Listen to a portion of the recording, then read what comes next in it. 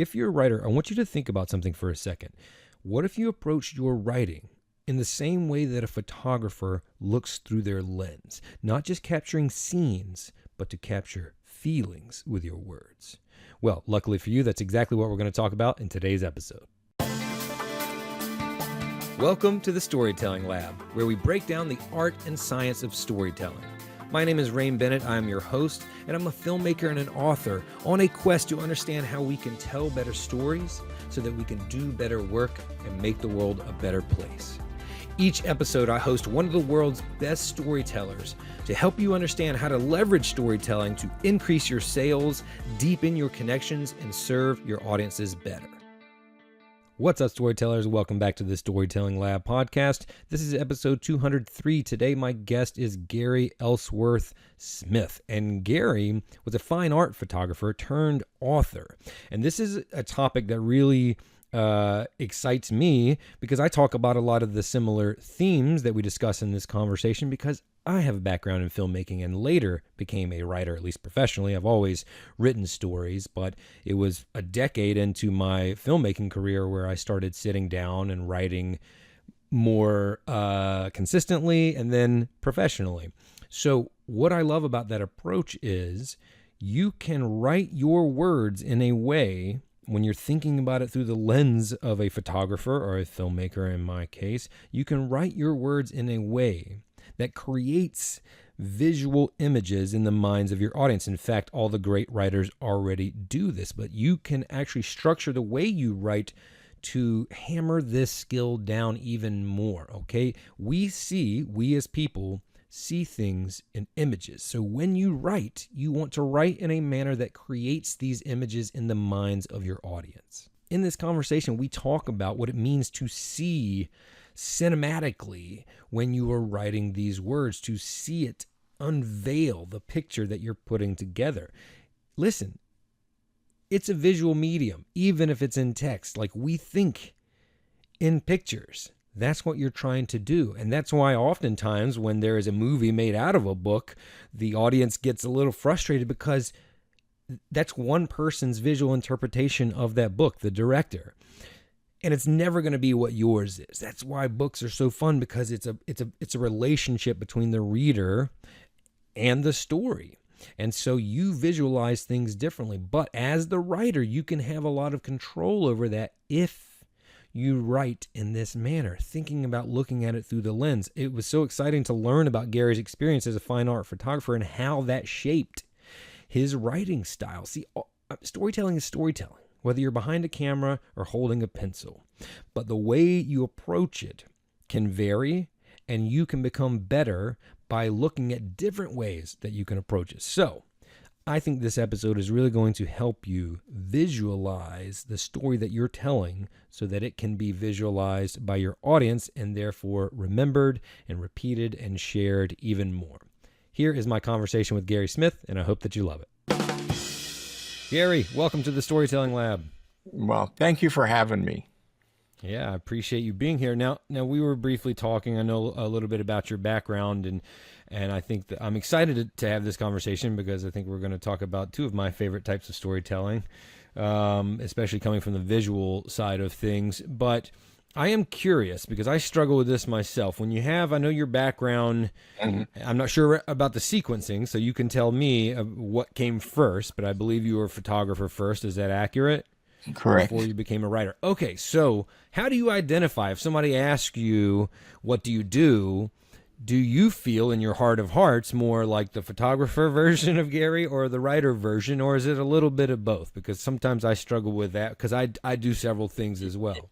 Yeah, I've been writing now for about 10 years, and so I identify more as being a writer. It's the photography. It's kind of a long story, but it was in a past life, and so I still think of it a lot. I still go out and photograph, but it's such a different art form now compared to then when I had a 4x5 view camera and you jump around the desert to get one shot sometimes, and it's a whole, now on a run, I pull out my phone, snap a shot, and come back, edit it in the phone. And yeah, instead of 3 months for that photograph, it takes, 20 minutes. And So it's a whole different form. And so I don't think much more of it as a photographer, more as a writer. What was there an area of interest when you were doing more photography? Was there an area that you focused on capturing more than others? Yeah, I've been asked what it was I photographed, and I Yeah. had to think about that for a while. And at one point in an interview, and I actually photographed what I felt was feelings. I didn't go out and look for a scene. I'd wake up in the morning and maybe be melancholy, or maybe I'd be excited or whatever. And then I'd search first for the light, and then I'd put subjects in there that I could manipulate in the dark room, until I created something in a black and white photograph that would represent that feeling I had that day when I started. It's an interesting point that you bring up, at least indirectly. And so I want to ask you, um, it sounds like I understand your approach there, but I think sometimes artists, storytellers, creators struggle with which one leads them in terms of their pursuit of creating this art, the technical ability or the emotion, the story. Like you said, that you sought to, not capture scenes but capture feelings. I'm paraphrasing, of course. Yeah. And I know a lot of people that are hyper focused on the gadgets and the equipment and all of that, and obviously that has its place. But I have always come from where it sounds like you come from. I don't want to, make an assumption there of like, well, first of all, I'm just not that technically gifted or minded when it comes to equipment. Never have been, never will be. But maybe because of that, I've always led with the story, the feeling, the emotion, and then brought the technical side of things to it. Whereas I think a lot of people these days focus on getting the right camera, the right lights, and maybe neglect or overlook that emotion. What are your thoughts on that? Well, I agree totally. Having spent time with Ansel Adams just before the technology exploded, okay, he was kind of had a foot in both fields, and it was a unique perspective. I mean, he felt that as many tools you could put in your tool bag would be a help. So you had to do all these studies on the film you were using, and all these tests on your paper that you were using, and stuff, in order to reach that feeling that you were trying to create. So he kind of, he said, yeah, and he was so excited about what was going to happen with being able to manipulate pixels in film, on a computer, because it was just beginning. They had brought him back to look at that. He says, you'll be able to have every tool available to create that feeling that you're after. So I heard it both ways, but I agree more with you. For me, the most important part is coming up with that feeling. And like I say, I can generally do it now, to his point, on my phone, right? I can Yeah. flip the negative, I can change the colors, I can move stuff around, which was to his point. But I feel more with you. The most important parts is the creative part. The beautiful thing about it, I believe, is that it's not either or. They're not, No, it's both, right? And so, and the reason I teach my approach is because, as I've already said, of my limitations. So this is the way I learn and what's most important to me.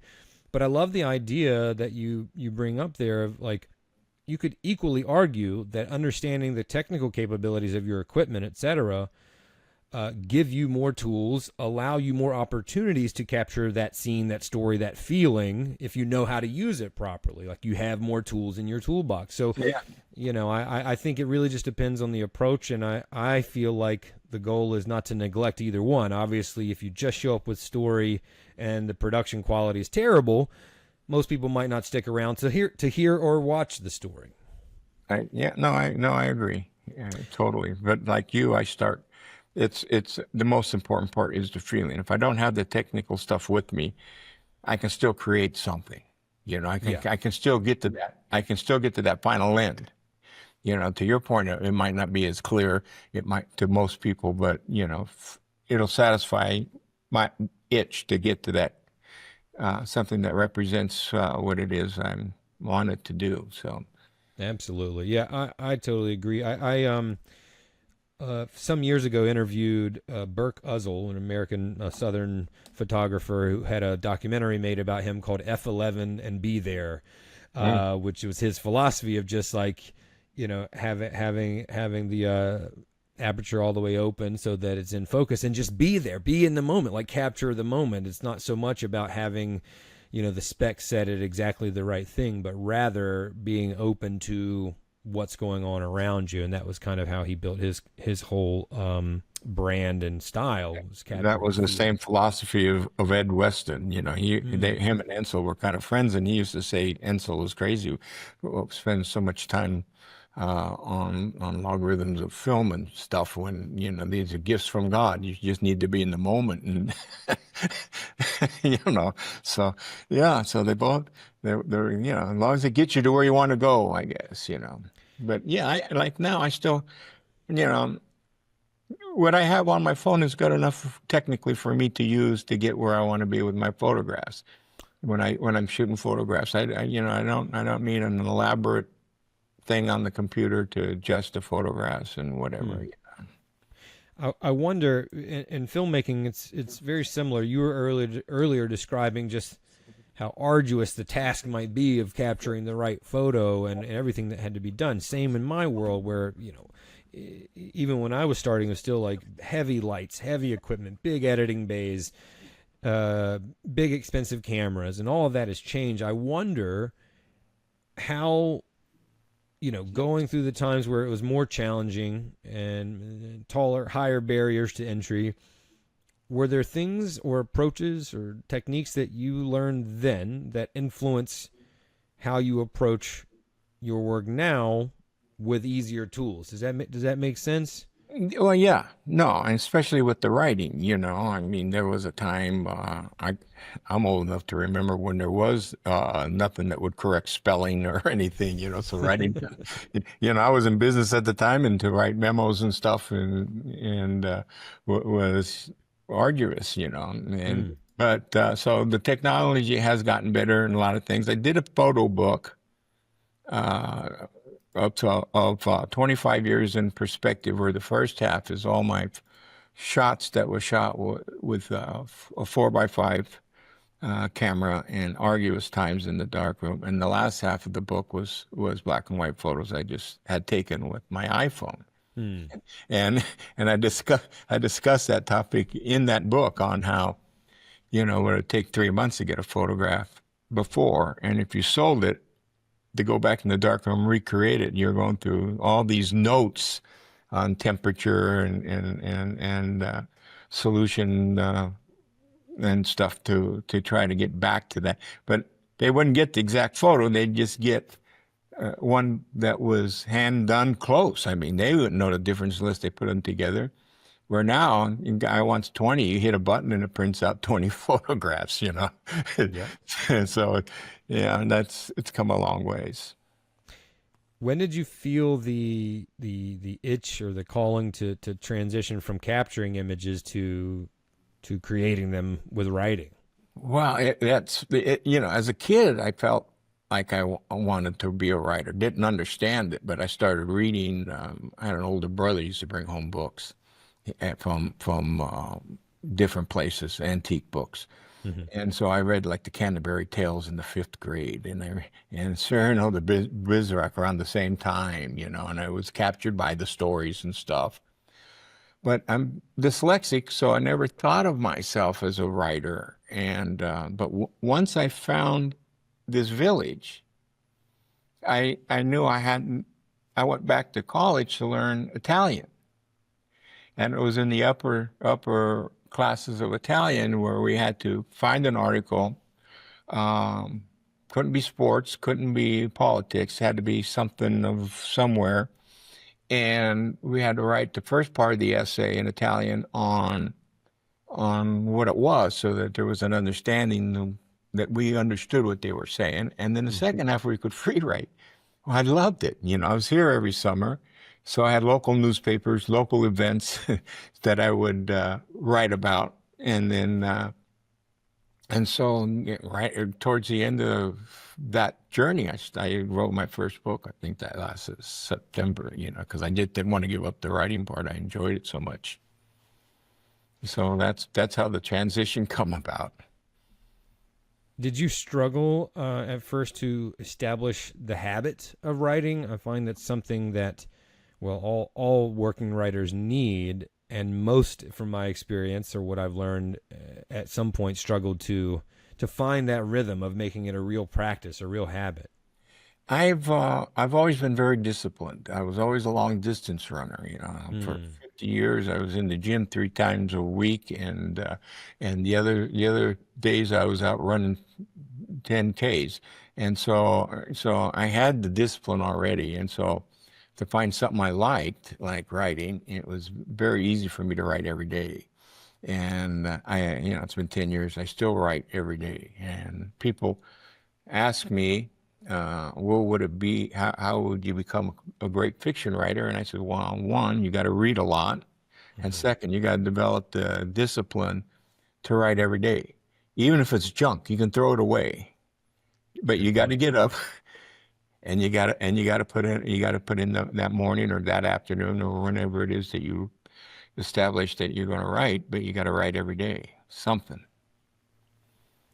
Absolutely. It's funny because I think that often, or maybe traditionally, people view athletes and artists as kind of two completely separate worlds. But the more I talk to people, the more I realize how much that those mindsets are exactly the same, right? I mean, it's Absolutely. bold visionaries, with these big ideas that they can't escape, right? So neither one of them are happy with the quote unquote desk job.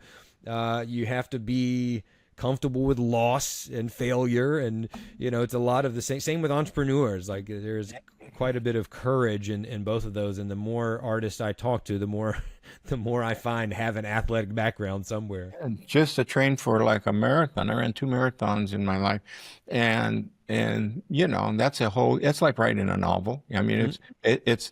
it's running once or twice a day every day for over a year, you know, and to get to that point to where on that day you can complete that race. And so it's real similar to writing a novel. It's yeah, Absolutely. you don't just wake up and get there. It's No. yeah, it's a And I lot of think, pain. you know. yeah, I think a lot of aspiring writers or beginning writers think that it's a motivation driven action or activity. When I have time, right? Yeah. Or, like when I'm inspired or motivated, I'm going to sit down and I'm just going to get it all out that week. Oh I've yeah. been there. I've been there myself, taking a writer's retreat and thinking I'm going to come out with a screenplay like Sylvester Stallone, in like 2 to 3 days. Yeah. No, it's funny No. because I get asked that question a lot. Oh, you're lucky you go to Italy. How inspiring that must be to write. And I say, are you crazy? Yeah, yeah, It's work. yeah. You get up every day and you go to work. Oh That's my gosh. Yeah, that's how and if anything, it's more distracting being in a place where that people that's what I see. tell 'em. I said the Yeah, creativity comes from inside. yeah. And so, there's things you can enhance get in there, like it would be like I liken it sometimes to meditation every day. Mm-hmm. If you go to the same chair, the same time of the day, same thing, it's easier sometimes to slip into the meditation, right?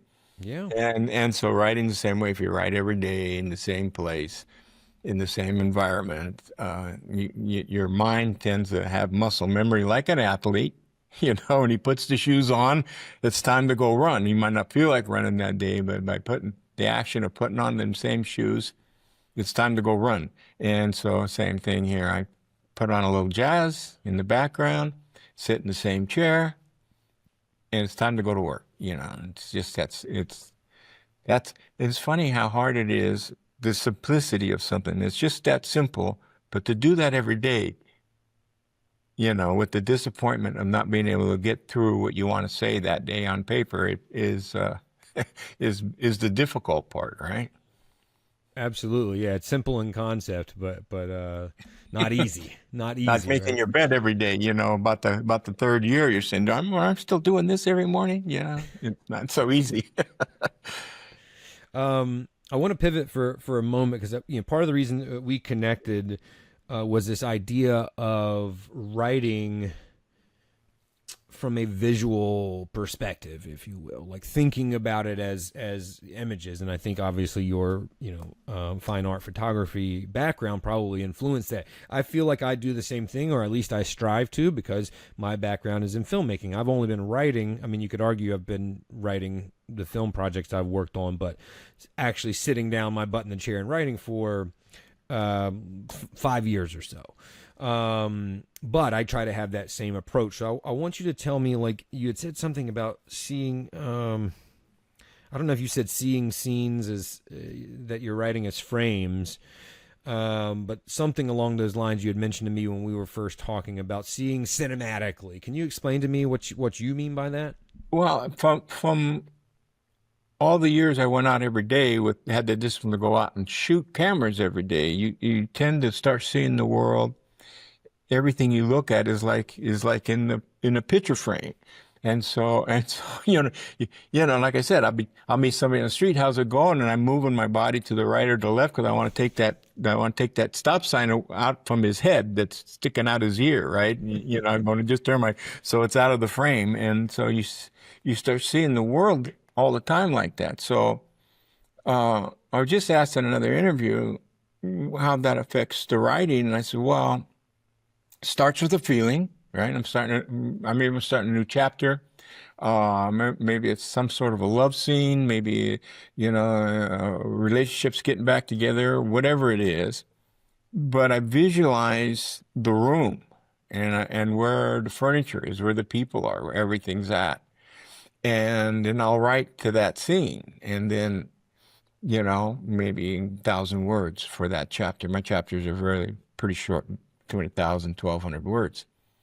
Then the next day, as I go through I might adjust the furniture somewhat. And he walks into the room, instead of the martinis are on the bar, maybe it's better that they're closer on the tables, mostly in dialogue, all of a sudden I'll read the dialogue and I'll adjust the mood by an emotion on the face, a surprise or whatever, but I'm visualizing that, okay, he's walked in and she's just decided to tell him she's leaving him, and then all of a sudden he looks and she could see the look on his face or whatever. And so then I would adjust the scene to that, to where pretty much like I would have done a photograph, that it's now, when I read it, I visualize it, more like a photograph than just writing the scene. You had also mentioned kind of consciously thinking of it being adapted into a film when you're writing. I was really interested and wanted to dive a little bit deeper into that. I tend to do that just from a filmmaking background, Okay. but I don't know that I sit down and write with that idea really at the forefront of my mind. Yeah, I don't. I'd see that quoted some places, and I don't know where that come from, because I really don't. Although I get told a lot that going through reading my book, that each chapter is almost like a scene in a movie, and they are. I mean, Yeah. like I say, they're short, and it's almost the way of someone like yourself would write a screenplay or something, where they walk into the room and da da da da da, and the scene ends and leads into the next chapter, the next scene.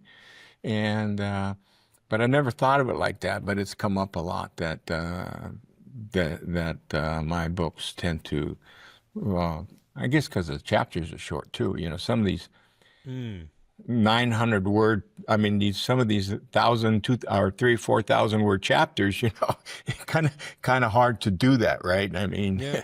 it's just, because there's no break. And so I've been told that. And And I see it now as when I'm writing them, but consciously I'm not thinking, oh, this is going to be a screenplay, or this could be a movie, or I'm not thinking of it in that way. It's Right, like right. it's more focused on the characters and what's happening in that scene. One thing I learned that's similar to what we were talking about from a previous guest years ago on the show. His name is Nick Sung, and he's a storyboard artist at Pixar.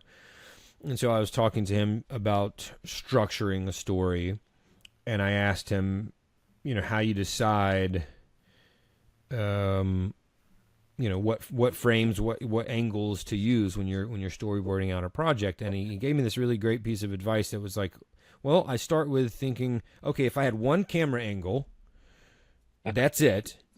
What would it be? Like, what is the master shot, right? That can cover everything. And then you just kind of follow that path. Okay, let's say now I was granted a second angle. What would the second most important shot be that we want to see? And then obviously, if you can pull that thread, but it helped me a lot thinking about structuring a story, because it's like, okay, well, what is the absolute most important part of this scene that needs to get across?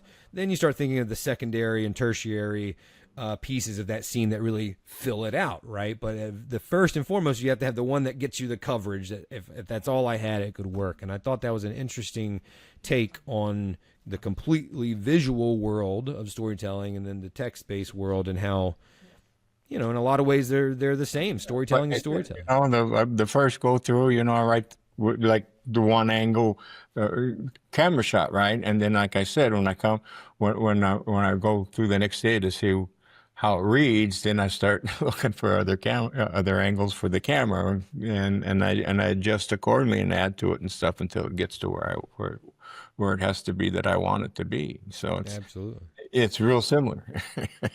What about if we dive a little bit deeper into that? Are there ways that you structure your writing that feel more like shots? Like, okay, in filmmaking, for those listening that might not be familiar, but of course you will once you hear this, you got the close-up or the extreme close-up of, someone's eyes. You've got the wide shot or the establishing shot of, the cityscape, or a wide shot, showing the building or the person standing. Do you ever write in a way that emulates those different kinds of frames, of shots? Does that make sense? Yeah, no, it makes sense, but the quick answer would be not really, Okay. because in filmmaking, it is totally visual. Yeah. In writing, at least my writing, it's that view is in the mind of the reader. They may see that whole thing differently than the next person picking up the book. So I concentrate more on a theme that they can identify with, that it might overall generally identify with, right? And you would read that scene and maybe put more anger in the expression of the character, where somebody else might mind them of their father and think of the soft side and visualize that character different. Where, as a filmmaker, that's got to be in the film. I mean, because you're looking at the guy, right? Mm-hmm. So in a lot of ways, it's easier to be a writer, because you can, as a note, as kind of a side note to that, all my books are also on audio. And the first book, the guy sent me the first chapter and asked me how the characters sound, what was my impression of his, and I laughed. I says, "Hey, I already got 5 stars on the book. You will never match those characters' voices and actions I have in my mind when I wrote them. So this is your gig. I've already got 5 stars. This is your chance to interpret it how you want to interpret it, for your career, because you might want to do voiceovers in a movie or something, and so yeah, don't ask for the writer's opinion, because you'll never be able to match that character the way I see him, or how Right.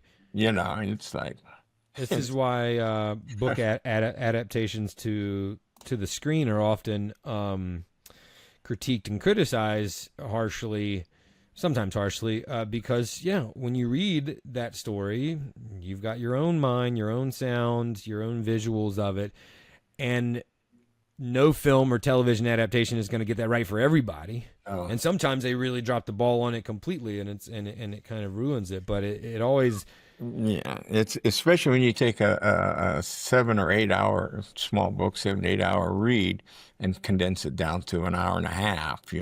yeah, It's true. A lot of what the writer's writing is is filmed, so so it's already cut down maybe 20% just because. totally. Yeah, It's but tough. still, to get it down there, you're going to leave a lot of the story out. You have to, and you have to. And so I'm obviously biased to filmmakers, and so my friends that are film appreciators, but not necessarily work in the industry, I have to kind of coach them on that sometimes because they're like, well, they didn't have this scene. And I'm like, yeah, you can't in an hour and a half. It'll take us completely off the narrative path. Whereas in a book, you can go on this tangent for half a chapter or more and bring it back. Yeah, absolutely. And I laugh because there's twice I've gotten close to maybe a deal for a movie or a series.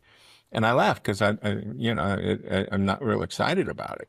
And the wife asked me, why you think you'd be excited about this? Listen, first off, whatever they give me for the rights, say they give me $250,000 for the rights, that's for 10 years work and no paycheck next week. So we can get serious about the money.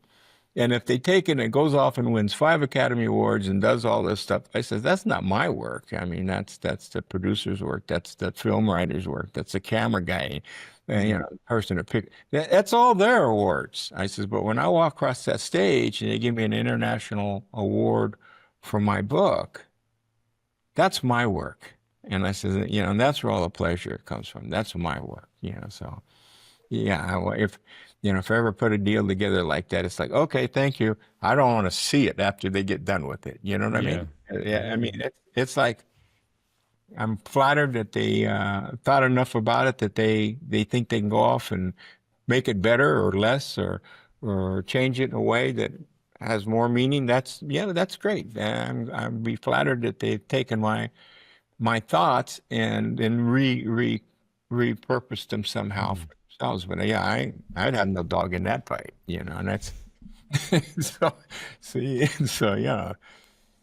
Where do you start with a new story? Are you a character first guy? Do you think more of a plot, an action that you want to see, a world that you're creating? Yeah, getting back to a story that brings meaning to somebody's life and gives them a perspective they haven't thought about their life, right? There's always some axe I'm trying to grind that I'm not sure what it is in my own life, right? So the first 3 chapters are a little difficult, and especially in a series of books because. If you're in your head, you're not being creative, and it's a book in a series, and yet you want to keep the new reader involved. But if you put too much background in the you're going to lose the old readers. So it's always kind of tough the first 3 chapters, but I focus mostly on characters, and at about the 3rd chapter, it comes to me what it is as an underlying theme for this story whether it's, my 3rd book, Undomesticated, she's a serial killer that's a head detective in a small town police station. Another serial killer comes to town. But the theme was from something I had read about being domesticated, that from the time we're born, we're all domesticated. School, parents, church is trying to domesticate us, and that we're never really happy until you get rid of being domesticated and finding out who you are. Well, the serial killer, that's her theme in this book. And throughout the book, you get to the point to where you start, at least I hope the reader starts realizing, who molded me? Where did I get my views on capital punishment or incarceration? Where did these come from? They just, materialize. And probably one of my favorite reviews for that book was great review. And then at the end, she says, I recommend this as a read, but now I got to go get a glass of wine and sit down and think about this and whether I'm undomesticated or how much more I got to go. Hmm. And which was the whole point of the book, right? It was for bring people to that point to where they start saying, they identify with the characters and what they're going through and the story, and it makes them start to think, whether it's courtly love, being in love with a younger woman who's married and they find themselves in love, and how do you deal with that? Or, friendships and how important those are, who Yeah. are your friends? And so there's always something, each book, there's a theme that runs through that like that, that, I mean, that's what the best art does, right? Is spark conversations with ourselves, with others. that's what I hope to do with my writing is that at the end of each book, somebody has to do a little retrospecting thinking, I they really like identify something. I like that goal of yours because I just know so many people go through life and never ask themselves why do I feel that way about this subject? Do Yeah. I feel that way? I mean, I had that epiphany when I was a bit younger, but it took a lot of work to get there. And sometimes when I'm coaching people on their story, that comes up. It's just like, do you really feel that way about this thing? And if so, why? Or as you said, who might have influenced that? And that's the first step to kind of dismantling that narrative that Absolutely. yeah. And the book,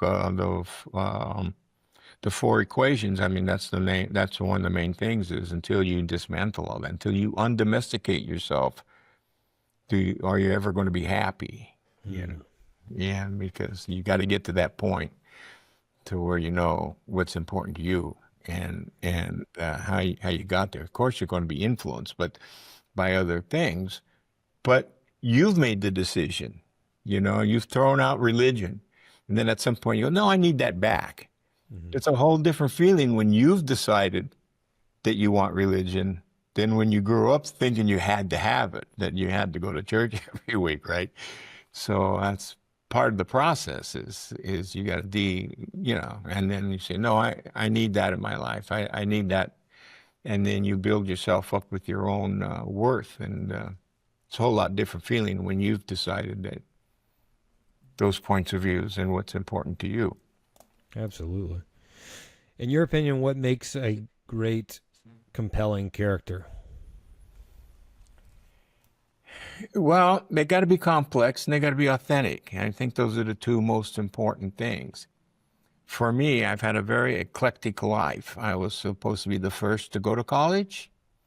I started working in construction one summer in high school. Loved it. Come home, dropped, that's next, my junior year, I dropped all of my college prerequisite classes and decided to start my my working career as a labor. And so I worked with a bunch of laborers and stuff until I got a trade as an electrician. Then I decided after 7 or 8 years and being a foreman and superintendent and working with people to start a company. I built an international electrical company doing millions, 2, 3 million a year for about 30 years. And that implied going to court cases and to get paid and a lot of litigation against people like General Electric and Boise Cascade and people like that to get paid. They didn't seem to think they wanted to give you that last $100,000 in payment, They wanted to negotiate it now that everything was running. And so I have a whole well of people and mannerisms. Shelby Foote said that you don't learn dialogue in a classroom, that you learn it in the workplace. You learn it how people are speaking in the workplace and their mannerisms. He says the greatest gift a writer can have is the ability to observe mannerisms and speech patterns. And Hemingway said you can't write a good story unless you've experienced it. So my life journey to become a writer has given me such a wealth of crazy characters. I'd have crews of maybe 100 men out in the field working 12 hours a day, 7 days a week. And I identified more with them than when I went in with a suit to sit in to negotiate the next $1 million contract someplace. And so, it's been great now that I'm a writer. So character, I think, is the most important part. It's the human part of the story. It's the one I hope my readers connect with, one of the characters, and that's the one that'll might whatever he's going through or she's going through would bring some perspective to their life and hopefully some insight for them to resolve some problem, whether it's death of a child or losing something. My character's always going through something like that. You want it to be a good story to keep some reading, but the underneath message, I think, is very important. For me, it starts with character. I agree. We talked about this a little bit earlier, but in terms of output, execution, producing, what advice do you have for someone who can't write full time necessarily? They might have a day job, but they want to start writing these stories. We touched on this earlier about just the mentality of thinking, when I have time, or waiting until you're motivated and inspired to write. But I know a lot of people want to create, especially with all the, how easy it is these days. Easy, I use that term loosely, of course. How much access we have these days. I'll put it that way. What is your advice for someone who might have a day job, but they still really want to maybe make this transition? And they're going to have to write every day, like I said before, and I don't say that lightly. Like I said, I ran 2 marathons. When I ran my first marathon, right, I had a full-time job as an electrician. I was climbing ladders every day. I still had to get 6-7 miles in that day, sometimes at 4 a.m, before I went to work.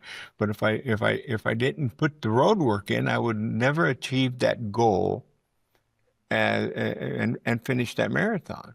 And so it made it that much more sweeter when you put in that much work and that much skin in the game to accomplish that. And so yeah, you have to find the time, you find the time for other things, and you find the time every day that's important in your life, and your children, a meal, and you just, something's going to sacrifice, and the writing's got to be worth sacrificing that TV program or whatever, or an hour of sleep, 2 hours of sleep, But you can usually find an hour a day to write something every day, I find that if people say that they don't have the time, often aren't doing an audit of how they spend their time, because that hour's going somewhere. And it's not directly to work and then sleep. Like, there's always an hour you find in there. You're watching TV every night from 9 to 10. Yeah, because it's an excuse. Totally. The truthful answer would be, I want to write, I just don't want it bad enough now. Who was it? Somebody told me, I forget who it was, but they were just like, people get fascinated with wanting to be a writer and the things that come along with that. And instead of falling in love with the process of writing, like, instead of that being their goal, like, I want to write every day, they want to be a writer, be known and seen as a writer. Oh. It's like, I wanted to run a marathon, and God knew I had no clue how many hours, how many shoes I was going to wear out running, to accomplish that. And so, that's, all that running had to be more important than that little medal they rung around your neck for completing, and your T-shirt. Exactly. In terms of distribution, do you self-publish your books? I self-publish. Okay, so talk to me about the opportunity that you have with that when you're writing a fiction, especially a series like you do, in terms of finding your audience, delivering it to your audience. I think, again, this is another thing that we just mentioned about having accessibility and opportunity these days. Doesn't necessarily make it easier, and you still have to do the work, but there are more outlets or pathways, I believe. How do you approach that in terms of finding your audience for this series or these books?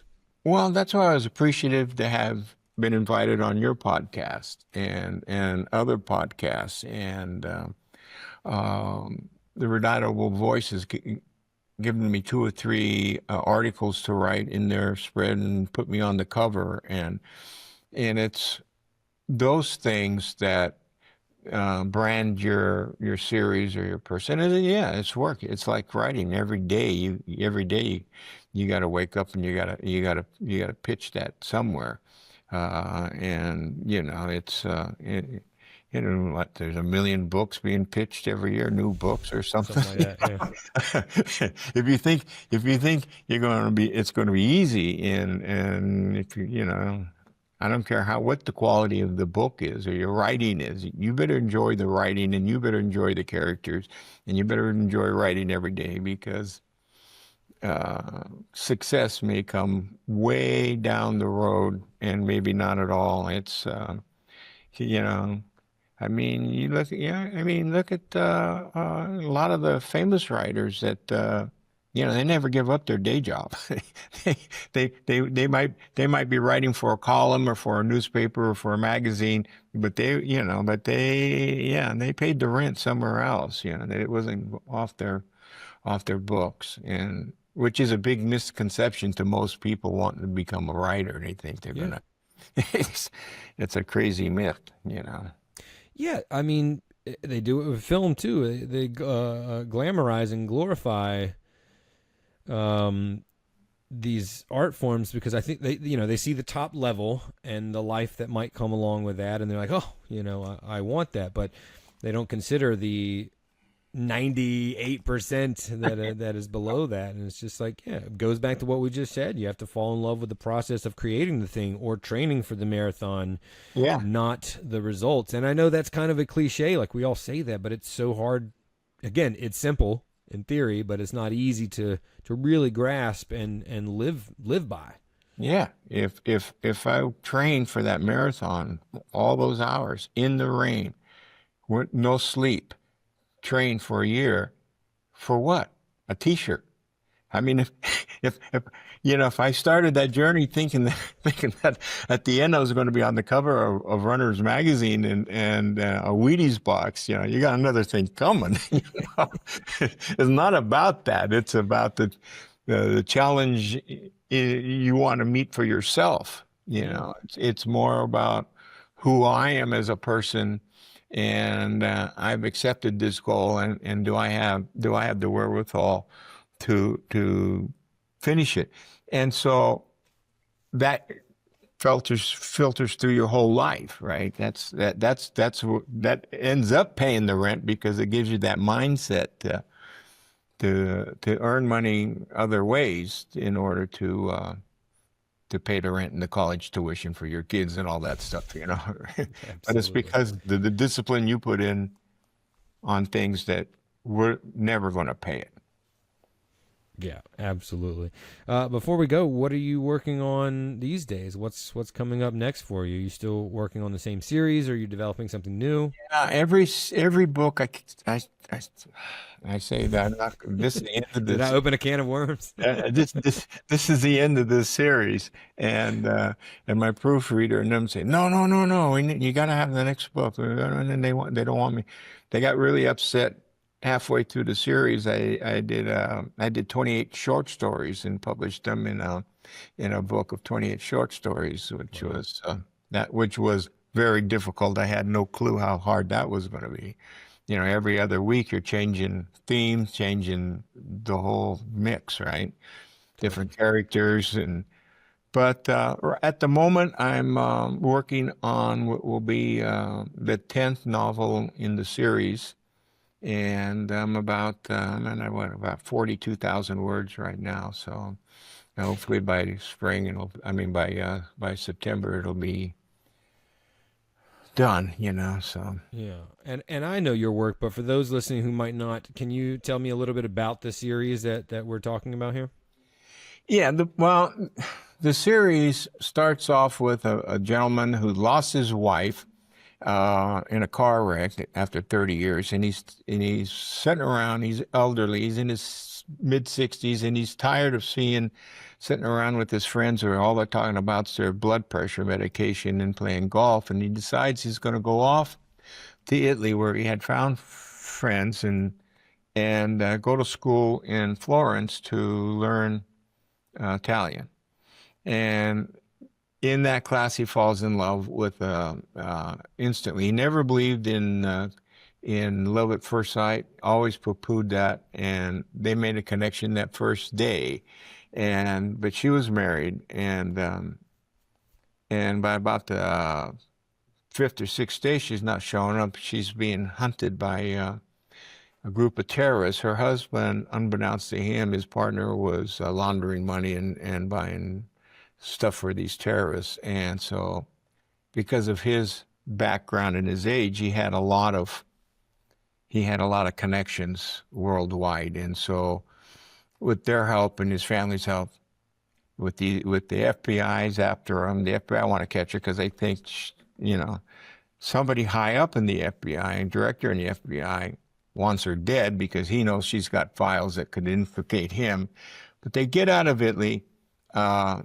They almost get killed twice. They get saved.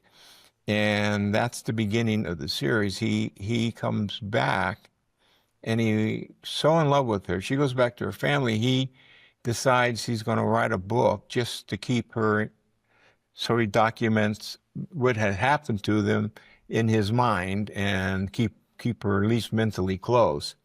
Well, in the process of that, somebody sees the book, it becomes a bestseller, and so now the world thinks he's a writer, and he doesn't think he is. But because of that, then the FBI starts using that connection because he can get into places, book signings and stuff, in places where they need to get, or they, so he's kind of gets drug into these. Each series, he gets kind of drug into one of these romantic, terrifying kind of books, where, and he's got to deal with his age, and he's being chased around through these cities, and so the series generally starts off here in this town, Muyayo, and travels across here in the United States and stuff in different places. And so it's been kind of fun to write, but like Hemingway says, you can only write what you know. So, so that's, so, Absolutely. The comments I get of people love the relationships between the characters that get added in different series along the way, and they range from head of the mafia in this area to people in the FBI, counterintelligence. There's a gambit of characters that get drug into some of these stories, and the one I'm working on now, she's a prosecutor in the Bay Area, top prosecutor in the Bay Area. And she sees that she's being followed, and she remembers she's got a cousin in Italy, and she thinks she wants to get out of town. She doesn't. She's separated from her husband, and she's thinking he's stalking her to see if she's dating somebody or something, and she's kind of worried. Well, comes to find out that one of the criminals had put a thumb drive in her coat pocket she didn't know about. The FBI found out about it, and they're looking for her. But her whole world has always been black or white as a prosecutor. And there's a scene in this book where they're both about to get killed, and somebody steps out and shoots the two killers. And she's got to handle that mentally, because she's saying we got to call the police. And he goes, "Are you out of your mind?" She says, "But I'm an officer of the court." And this guy just saved your life. What, are you going to put him in jail now? So she finds herself in this. What she's dealing with is having to her whole life has been turned upside down because she didn't realize it's not black and white. From her affair she had that caused a separation with her husband to in one point saying, she says, this is, I don't know what to think about this. I remember putting a guy in jail. He pleaded down to 3 murders so there wouldn't be no death penalty. And I remember him leaving saying, "I've killed a lot of people, but nobody didn't need to be killed." And now she understands that in a way she didn't at the time, right? Because there's somebody like that just saved her life. And And so, it gets a little complex, but like I said, there's always that theme, maybe you need, I hope at the end of this, people won't be so, about somebody having an affair or something like that. There's another side to most of these stories that maybe they haven't ever looked at, in real life, and that they'll do some respective thinking about how judgmental they've been in their life. Gotcha. Before we go, where can people find this series and any of your other work? At my website, www.garysmithauthor.com. All the books are there. At present, I'm offering free an audio book of last year's book. They can download for free. There's a couple of the books, and I think a few of the short stories that are as EPUBs, and all the articles I've written and interviews and stuff are all there. And so. Well, Gary, my friend, I appreciate you being on here and sharing your story with us. Well, you're welcome. And, you might want to edit this out, but if there's anything I can help you with in the future, you got my email address. If there's, I'll post your stuff everywhere. But if there's anything else that you might need, shoot me a line. No, I won't edit that out. I want to hold you to it. I appreciate that, that very much. Well, absolutely. That's the thing now, buddy. We're connected for life. Well, good. Good. I'll never know when someone's looking for a good film writer, and I'll say, I got a guy that I think you want to check this guy out. There you go. Love it, my friend. Appreciate you. All righty. Have a good evening. My name is Rain Bennett. Thanks for listening. If you enjoyed that episode, do us a favor and subscribe to the podcast. If you're already a subscriber and you're enjoying the show, give us a review and let us know the value that you've gotten from it. We love to hear from our listeners and learn about the benefits that they're getting from the show. That's what fuels us, and that's what fuels the show. And if you've already subscribed and you've already reviewed it and you think there's someone else that would benefit from listening to this show, please share it with them. The more we grow, the more we can help you grow, and that's what we're here to do. Join us next time on the Storytelling Lab.